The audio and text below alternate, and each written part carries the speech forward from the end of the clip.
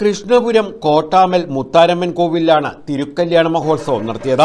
അമ്മൻകുള മഹോത്സവത്തിന്റെ പ്രധാന ചടങ്ങായിരുന്നു ഇത്. പുന്നക്കുളങ്ങര ഉപദേവതാ ക്ഷേത്രത്തിൽ നിന്നും താലപ്പൊലി, പഞ്ചവാദ്യം, മുത്തുകുടകൾ, പമ്പമേളം എന്നിവയുടെ അകമ്പടിയോടെ ഘോഷയാത്ര ക്ഷേത്രത്തിൽ എത്തിച്ചേർന്നു. തുടർന്ന് തുള്ളി അനുഗ്രഹിച്ചെത്തിയ മേൽശാന്തി മൂലബിംബത്തിൽ താലിചാർത്തി.